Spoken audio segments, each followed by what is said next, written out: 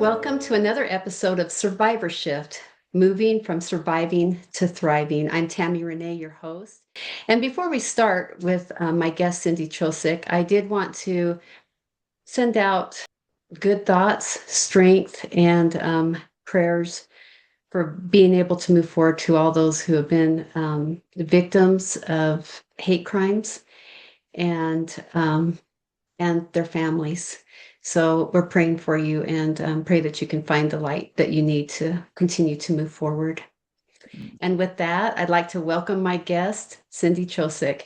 She's an amazing book doctor, ghostwriter. Um, I don't know about doctor. If you don't feel like your book needs to be totally doctored, she's a great resource for improving your writing and helping you get on the road to getting your wonderful messages out. And her company is called So Connected LLC, and you can find her at soconnectedllc.com. So today we're going to talk about something different. Last time, we talked about the building on the light and your tools, for building on the light. Today, though, we are going to talk about one of your survivor shifts. I know from our discussions that you have struggled in your life and been at some very low points. But today you have a life that you thrive in and you do so much good for so many people. So I'd like to turn the time over to you, Cindy, to talk about the trauma Mhm. that sent you into a dark place, and then share with us what shifted for you, where you could move from just surviving that trauma to thriving. Yeah, thank you for having me, Tammy. It's always a pleasure. And thank you for those wonderful opening words and prayers for all the people who are suffering through tragic, shootings and accidents and deaths and everything. So that's important to keep in our minds while all the other things are going on. That people are always, going through something. Everyone is going through something at some point. So, and it also segues me into like what I'm going to talk about today, because without my faith, I may not be here. There was two times, and I want to share this because I want to share both events. I want to share the two of the times that I wanted to end my life by suicide. The first one, and the reason why I want to share both of them is because I want to emphasize that we're not alone when we're going through this. And when we reach out for help, we can really get it. And this special friend of mine, I was 14 years old, and there was just so much havoc going on at my house. There was a lot of fighting with my parents, and I thought it was all me. There were a lot of things that were said and done and talked about. And I just took all, being the oldest, right, and the female and an empath, I just kind of took it all on me, thinking it was all my fault that my parents were fighting. And it was really, really a hard time for me. I just started high school and it was just really rough. And I was really having a hard time. And I had a girlfriend who was very, very faithful and spiritual. And we were getting close, and I was going to church with her and things, and I just loved and adored her. We were in the library one day, and I shared with her, I said, I'm going through such a difficult time right now. And I think I want to die. I want to end my life. And she said, Oh, Cindy, you can't do that. Don't you want to see who you marry? And I said, well, I don't know that I want to be married. And she said, well, what about your kids? And I'm like, well, I know I want to have kids. And she was helping me see the future, right, past this turmoil and horrible time that I was going through. Um, and I just, that's one of the things that I really appreciate with her was that she helped me see past now and see into the future of what could be, right? And the way that I got through the next 4 years was getting really involved in high school so that I wouldn't be home for all the fights and everything. I could avoid it that way. The other thing was that I started making a plan to go to college far enough away where they wouldn't be able to pop in and say hello. And so, um, so anyway, it was really difficult time, and there were a few more times too that I was actually planning to end my life due to different circumstances and things. But that first one was really shocking to me because I was a very faithful person, and I'm a glasses full at all times kind of person, an optimist, and so for me to go to that space is really unusual. I'm not a negative thinker or anything, but there just has to be like a lot of pressure, a lot of things happening. You And know, sure enough, she helped me through that. And it was really when I think back through it, as I'm writing my book, that was a pivotal moment for me. And like finding someone that could help me through it or just sharing it with someone randomly and to help us through it in that dark time and then be able to see what can come next and then diverting ourselves from the turmoil that's going on to something more positive, right? Like right, when you're in right. that deep, dark place, you really have only that thought of dying is going to solve all your problems. Right. Go And it ahead. helps you see something more. But I think there's something really important that you mentioned, and that is the fact that this depression, this pit that you ended up with, had nothing Hmm. to do with, oh, because you're just a sullen person anyway, or, that, Right. and I think it's really important to realize and acknowledge that when depression hits people, Hmm. it usually has to do with external circumstances, but it also has to do with chemicals in us and how those traumas, release different chemicals. And so it's important to, if you have the suicide ideations, you don't Hmm. beat yourself up that I'm not doing something good enough, right? Right. And it can Hmm. happen to anybody. So here It with can. your glass half full kind of person and all Hmm. that, it could still happen to anybody. And the Hmm. point I want to make is because you find yourself in that kind of pit doesn't Hmm. it's not a reflection on who you are. Oh gosh, and no. and I think that helps us to hang on to the hope. And I love Hmm. that your friend kind of helped you Hmm. look for and cling to hope ahead. Yeah. Yeah. It was Beautiful. it was really because she was someone I could confide in and she wouldn't say anything to anybody.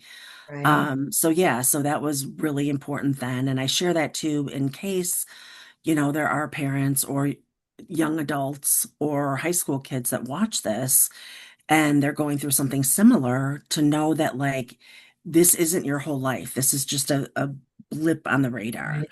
And there's so much more for you. And do what you can to exit yourself out of the situation and do more positive things for you. And that was really what helped me in those years. And I didn't even know if I was depressed or anxious or anything. It was just thoughts that I had and feelings that I had that was the only way out. And because in what year was it? 1984, we didn't talk about depression or anxiety. I mean, I don't Mm-mm. even know that it was in my psychology class. It might have been, but that was like, you were Yeah. thinking when we were learning about psychology and talking about depression, anxiety, you're thinking that, people are basically not functional and they're not getting out of bed and depression Right. just it shows up differently for all of us, right? Like I was still going to school, I was getting up. It was just like I had this very, very dark cloud suppressing me. Um, Wondering, like if it's my fault, maybe it's better if I'm not here on Earth. And that was far from the truth. Because now, I have my future. I did get married 31 years ago, and I have three wonderful kids, and I've done a lot of, I feel, good work for the world and for other people. And so God, or a higher being, whatever you depend on, always has a good plan for us, and so that was a big part of that. And so that was a really interesting time, and I'm glad that I got through it. The last time, so let's talk about the last time. The last time was in 2014. Um, and let me just like preface that first. So I didn't find out that I had depression into 2008. So that was a lot of years since 1984. And and in 2008 I was diagnosed with major depressive disorder. And I started taking medication, which helped me tremendously within 3 days, like that. And I Mm. didn't have any qualms about taking medication because if I was diabetic, I would have taken diabetes medicine. If I was had high blood pressure, and still today, if I had high blood pressure, I'd be taking that medicine. Right. So, and it made me more myself. So that being said, in 2014, 6 years later, I things were going really good in my life, and we just ironically had 3 vacations like right in a row, which never happens for us. Um, and it was just such a great time in my life. And I got to the end of June in 2014, and my husband was on a golf trip. The kids were at grandma's for the weekend, and I was organizing stuff at the house. And I woke up and I just really felt dark. Like that week, I could see kind of like feeling a little bit off. But when no one was home and I'm in my thoughts alone, I started to go into like this major depression. Like it went dark. It went Oh, dark, dark, dark. And I gosh. woke up and it was on a Sunday and I did not want to be here. I woke up, I did not want to be here. I went to church ironically. I went for a drive and I wasn't sure, and I was thinking about different ways I could do it, right? And I ended up finding myself at church. I didn't know where I parked because I walked to church and I got into church. I don't even think I was 10 minutes before I started just sobbing. And I left church and I wanted to find my car, which was parked a mile away in downtown, of our town, and right next to a cemetery, which was ironic. And I got in the car and I started to drive home, which was about a mile and a half away. And I'm sobbing and sobbing. I'm like, who can I call? It's 7:30 in the morning.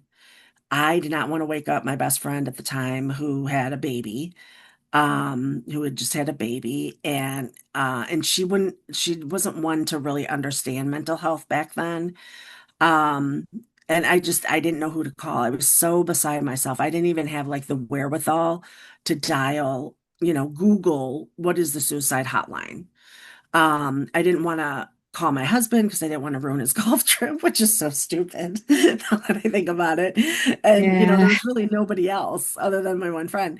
And I'm so glad that the suicide hotline now is 988 and it's easier to Right. remember. So that was kind of good. A good change over the years. But so I get home and I'm like, you have to sit in this chair in the family room. It was a chair and a half. It was nice and cozy. And I just kind of locked myself in to this chair and I wouldn't let myself move. And I just cried and cried and cried and so wanted someone to be with me to help me through this.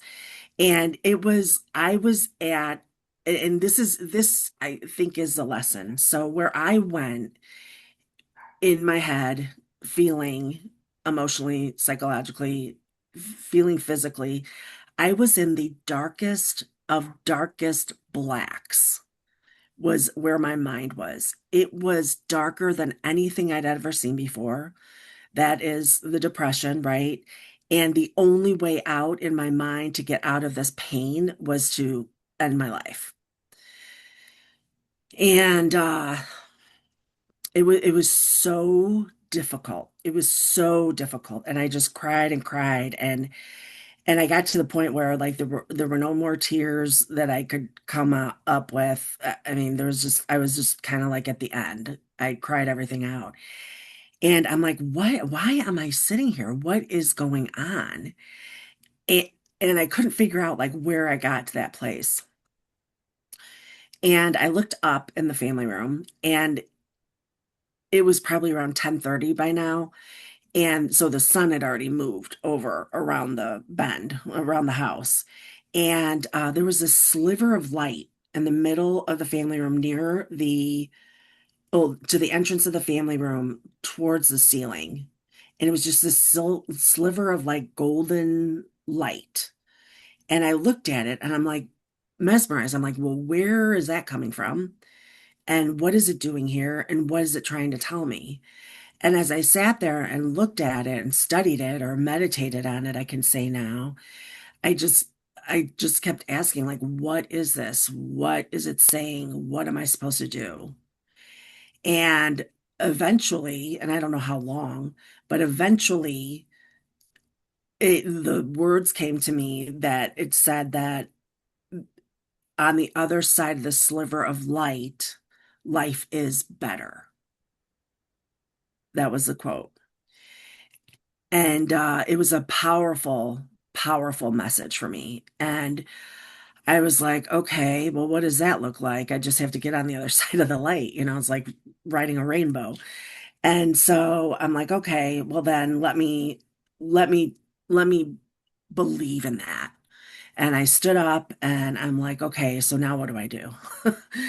And I just knew at that moment, and I have shivers now, that God was with me. Like the angels were with me, God was with me. There was something else for me to do. It was not my time yet.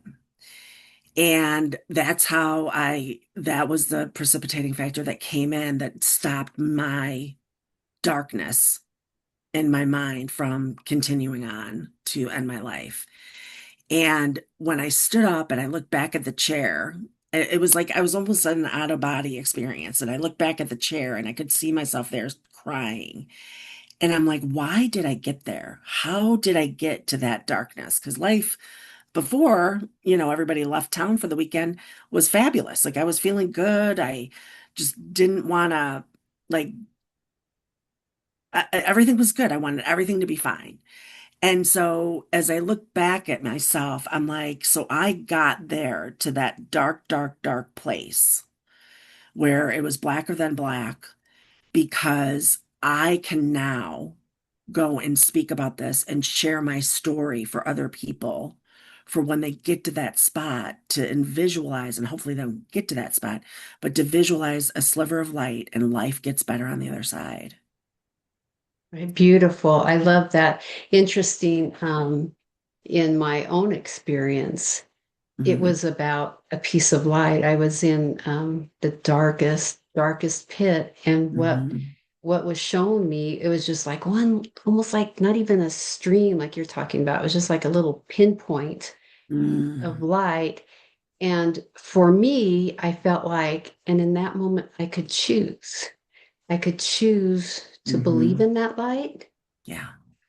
or to shut my eyes. How did you feel? Did you feel like you had a choice in it, or do you feel like it just kind of transformed you? It gave me hope. It was just like that glimmer. Like if in my mind, I'm hearing these messages from someone else that life is better on the other side of this sliver of light, then Right, I need to get through this. There's more right, waiting for me and I can rise above and get through this.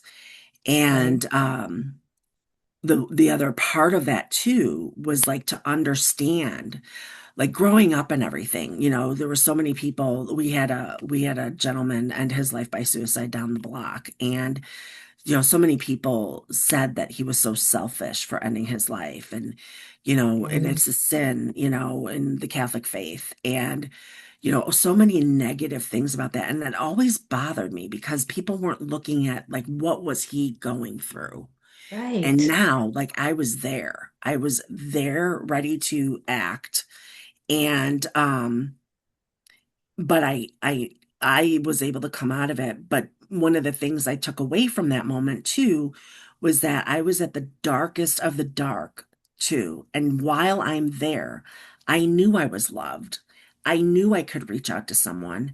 I knew that also the only way out of this pain, this undescribable pain, was to end my life. And knowing that I was loved and knowing that I could call someone and knowing, all these other things, I still wanted to end my life. So when I talk to parents, or people who know that they've had a suicide in their family or friends, to let them know that the reason that it happened was likely because the person was in so much indescribable pain. That was the only way out. They knew they were loved. They felt the love, but whatever was really, really, really bothering them in this state, they could not live beyond it. And so I think that's an important message because, you know, it helps us understand the person's situation and state of mind at that point. And then also that it ends up giving the parents or the family members relief that okay, this person knew they were loved and they just wanted out of the pain. It wasn't a shot against anybody, it wasn't someone else's fault, no one else could have saved them. This was something that they really believed was the only way out. Right. It's so hard that line between, understanding where people are coming from and, and that, like you said, we don't know what's going on Right. in somebody's mind. We don't know what forces that they're struggling against inside. And that's Exactly. so important to remember that, but also to maintain hope. Hmm. I love the message about not condemning. I grew up, you and I grew up in the same generation, and I think it was pretty accepted. Oh no, Hmm. I mean, not that it's not that it's okay. It's a sad and tragic thing when that Hmm. happens. Right. And hopefully we can get messages out to help people come out of those pits and hang Hmm. on, see the light and hang on to the light. Hmm. But it's so much more complex than when It you and I were is. growing up. It's a complex thing. And the bottom line, and I think what the world needs by and large right now is love, understanding, and compassion for each other. Hmm. We don't have to agree Yeah. on how to get that. We don't have to agree on the best way to live our lives, Hmm. but we need to agree that we will treat each other with kindness and compassion and Hmm. understanding. And you know what? If I don't know what you're going through, just be able to say, you know what? I have no idea what you're going through, but Hmm. I'm here, and Yeah. I care, Right. right? And the other thing about that too, Tammy, like to change the whole world to get them to do compassion, kindness, and love and understanding Right. is kind of hard for people. And especially if they have, really strong views about certain things. Right. I would just like people to just kind of like just be accepting and know That's that beautiful. the world is bigger than ourselves, Right. right? Because if we can't just accept and let things be, right? People be, and I'm not talking like criminals and stuff. I'm talking about Right. like No, no, no. Right. regular people that might have different views of us. We all have Right. that right. We all have the right to breathe air. We have the right to have our opinions. We have the right to have our beliefs, our religion, and all those things. And it's okay. It doesn't mean that yours is wrong or yours is bad or anything like Right. that. It's just how each of us, embrace what we know, what we learn, what we grow up with, what we choose to believe, and what we choose to do. And we have the choice to just accept that and be okay that someone's not like me. Right. And Right. and it's all okay. Like Right. we're all just humans trying to, live the human experience and, Right. hopefully do good. Um, and make our lives purposeful. When people are just really attacking other people for not believing the same way they do, it triggers my depression. Right. We've got to be really, be considerate of each other. There's Mhm. nothing good that comes from the hateful rhetoric. And I think it makes the depression worse, right? And I think it makes For it sure. harder for those of us that end up in a pit and Yeah. struggling with a desire to live. I think it makes it a lot harder to see that light. What do you think? I agree. I agree. I actually had to give up watching the news. I can't watch the Yeah, news. I can't read me it. either. I just get too emotionally involved. And my trauma, just to get back to what we were talking about, is rooted in witnessing physical abuse and then also being verbally, mentally, and I was never physically abused, but the other abuses. Um, and that is just, a lifetime of things. And so, well, not like part of my life. But just, just knowing, I think the biggest thing, every time I have, uh, you know, tough moments of depression or anxiety is just, it's a blip on our radar. If we look at the, lifespan of someone who's 75, most likely most of us are not going to get through it without feeling anxious or feeling somewhat depressed. And there's just large spectrums for those two area for every mental health disorder. There's a spectrum, right? You could be mildly depressed. You could be depressed during certain episodes of your life. You could be, major depressive disorder. You could be like needing to be hospitalized for depression. Um, and same thing with anxiety. And so I think if we could just kind of take it when we're, capable of it, or hopefully this prompts like an idea of something to say like a motto or something when you're getting there, like the sliver of light, right? And so there's a sliver of light here. I'm going to get through this. And that's kind of my mantra, that this isn't forever. My husband's had, some unemployment issues over the last couple of years, and it's hard. It's Yeah. really hard. Right. Uh, and then I was injured in February, and so getting ready for surgery for that. I mean, we all go through stuff, and it's not easy ever, The good times are good. But in our lifespan, we are going to run into some things. And so when we can kind of like, prepare ourselves for those times of how am I going to get through this? Like what can help me get out of this dark space? What is my mantra? Like I have to have hope, I have to have belief, I have to know how to get through it and get to the other side of that light. Right. Right. Beautiful. I love that. And I love, so your survivor shift then was about that beam of light, right? And Mhm. focusing Yeah. on that light. I love that. And That's then just previously beautiful. from other people, leaning Right. on other Right. people. So that's one of the big things I say is like talk to someone. They always say ask someone, call 988, um, lean on a friend. I mean, if I hadn't leaned on her, I don't know where I would be today, if I would even Right. be here.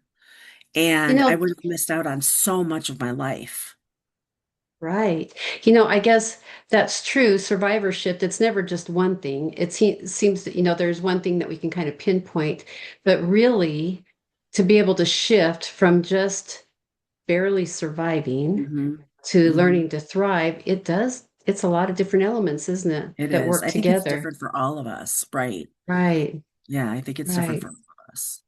Yeah, I love that. I love that. Thank you so much. Gosh, so many, you have triggered so many good thoughts in me of how to go forward and further healing and all that. So thank you so much for sharing that. If you have one message of hope for our viewers, Hmm. what would that message be? I would want all of you to know that you are never alone. There's always someone somewhere going through or has went through what you're dealing with right now, and Right. that it isn't, whatever it is, it's not worth ending your life, and that getting the help or taking a step to get help or lean on someone makes all the difference. And if you don't have anybody you can lean on, call 988, because they have skilled, trained people who can Hmm. help talk you through this and get you to the other side of that light. And remember, there's a sliver of light in everything that we experience in life. Right, right. There are pieces of light. I have experienced that over and over again. Like in the Mhm. darkest moments, there are pieces of light there. And Mhm. and honestly, I sometimes my mantra, I guess you can say, is I pray that I can see the light. Mm. When I am in those dark places, it's a lot better. I don't get as Mhm. deep as I used to, but sometimes I don't know. I like you Yeah, did, I wake up, it's like, why am I in this pit? But right. that's what I do is my prayer is that my eyes will be open to see the light. Yes, And and I guess that takes a bit of faith, faith in the it future, does. And faith in the light. courage. It takes a Hmm. lot of courage to ask someone for help. I had there was another day after, well after that, and my husband, I talked to my husband after all of it happened, and Right. but there was one day I woke up and I'm like, I can't be alone today because I knew where I was going. I could feel it coming. Hmm. And he was on the golf course. Now, I'm a golf widow from April to October, sometimes November, depending on weather. And I had to go get him off the golf course. So I drove to the golf course and I said, I can't be alone today. And he's the only one I would ever trust to say that to. Right. Because that took a lot of courage. I mean, I had to pull, pull up the big girl boots, you know? And so I got to the golf course. I picked him up. He's like, what do you want to do? I said, I need to go somewhere where I can eat something healthy. I need to go for a walk. I need to be out in nature and I need a nap. And he's like, okay, let's do it. And we went and we did it. And I got out of the funk. I got out of that space. Nice. Isn't it? So, so much of what we have to do is, call in our inner courage to help us through this stuff. It's interesting. It seems like there's been times in my life I'm like, how come nobody's showing up at the door to save me, kind of thing, Yeah, wouldn't that be But nice? it seems like over and over again, it's required of me to act, to Yes. say something, to Hmm. say something. And I love Yeah. that. I can't be alone today, recognizing that and then Hmm. asking for the help. Another beautiful tool. Thank you so much, Cindy. Let's Yeah. talk a little bit about the 988 number. Hmm. 988, very simple. But when you call that number, you're not talking to a sheriff's department you know, these are Hmm. people, these are mental health professionals that can help you mentally. Not just, I mean, it's great. 911 is great for when you need immediate save me right now. You know what I mean? Physical kind of stuff. But 988 kind of incorporates all of that, right? It incorporates the mental health help, and then they help assess, Hmm. you know, if you need further help than that. But anyway, it's a beautiful, beautiful resource and so simple now. We don't have to go look it up when you're in a Right. bad state. How do you go look up mental It's health not numbers, right. It's a hotlines? 10-digit number. Yeah, when you're that dark, you can't do anything but like think of the end. Right, And like I don't even right. know how I got home that day. I was praying to run by a police person because like but I was afraid, I didn't know what they Yeah, would do, but still I would right, have reached out to them. I'm like, where are the police? It's 7:30 in the right. morning. Aren't they on their shift? Yeah, no kidding, no kidding. So, Somebody. But yeah, exactly. and then it's interesting, and then learning from that experience, and, being able to be aware of, okay, I can feel it coming on, so I can't be alone Mhm. today. And what do Yeah, I need to do? Regardless, I've had to go ahead and cancel appointments, yeah, you know, exactly. and that's what you got to do, what you got to do, and I guess maybe have enough self-compassion Yeah. that what we need is important, more important than Mhm. your husband's golf game at the moment. It was. So It anyway, was. well, thank you so much, Cindy. Thank Oh, you. beautiful insights. Thank you so much for being willing to share your story and Of your course. hope and your ideas for healing. Great stuff. Thanks. Thank you to our viewers and listeners for being part of this podcast today. And look for in the near future another episode of Survivor Shift, moving from surviving to thriving.